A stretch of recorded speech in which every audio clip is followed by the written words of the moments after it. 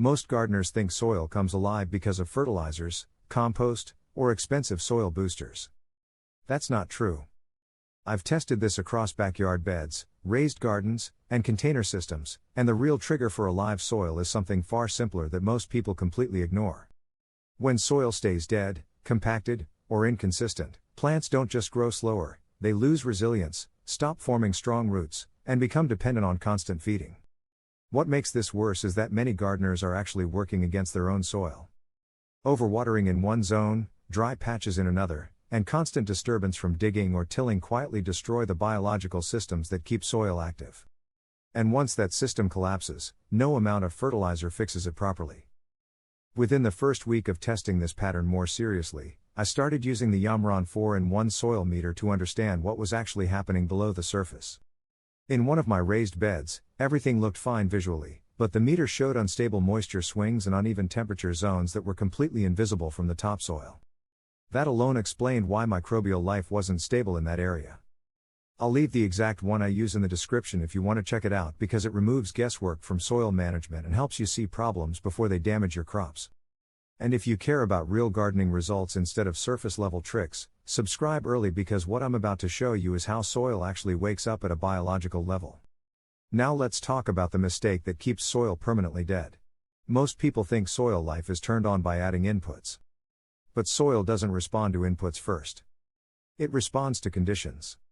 You can dump compost, worm castings, or fertilizer into a bed, and if the conditions are wrong, soil biology stays inactive.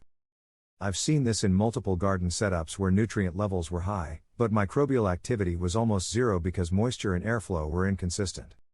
The simple trick that scientists overlook in practical gardening is not a product or a formula. It's environmental consistency in the root zone. When soil moisture, oxygen, and temperature stay within a stable range for even short periods, microbial life activates rapidly. When those conditions fluctuate too much, everything shuts down again.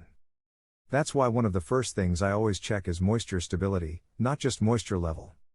In one raised bed test, I compared two sections. One section was watered lightly every day. The other was watered deeply every 3 days. The daily watered section actually showed weaker root development over time because the surface stayed constantly damp while deeper layers remained dry. That imbalance prevented roots from expanding properly and reduced oxygen flow. The deep watering section, on the other hand, developed stronger root systems and more visible microbial activity within weeks. That's the kind of pattern most gardeners miss because they focus on frequency instead of structure. And here's something I'll explain more later that ties everything together. Soil life doesn't respond to water alone, it responds to oxygen cycling inside the soil profile. Now let's get into what actually makes soil come alive fast. The first trigger is restoring surface biology. Bare soil is one of the fastest ways to shut down microbial activity. Sunlight dries the top layer, rain compacts it, and temperature swings destabilize everything underneath. I've tested beds left uncovered for just a couple of weeks, and microbial activity drops noticeably even if nutrients are present. The fix is simple but often underestimated: constant organic coverage. I typically use a 2 to 3 inch mulch layer made from shredded leaves or mixed plant residue. This does 3 critical things at once. It stabilizes moisture, buffers temperature swings, and feeds microbes slowly as it breaks down. But more importantly, it creates a protected environment where biology can rebuild without constant disruption. In one of my garden beds, I added mulch consistently without changing anything else. Within a few weeks, soil texture started changing. It became softer, darker, and more crumbly, even though I wasn't adding any fertilizers. That change is biological activity returning to the system. Now here's where most gardeners accidentally slow everything down. They disturb the soil too often. Tilling or digging resets microbial networks every time you do it. It breaks fungal threads, disrupts worm tunnels, and collapses soil structure that took weeks to form. I only disturb soil now when I absolutely have to.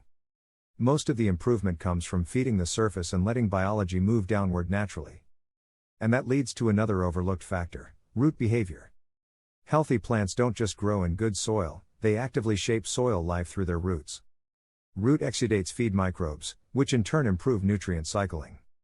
But this only happens when roots can grow freely without resistance. In compacted or unstable soil, roots stay shallow and stressed, which limits the entire biological cycle.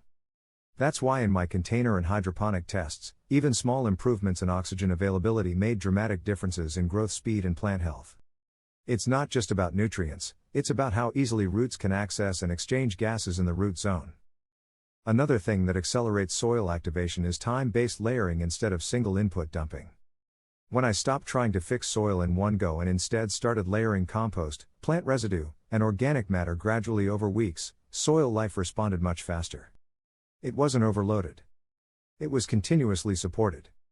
And once that cycle starts, something interesting happens.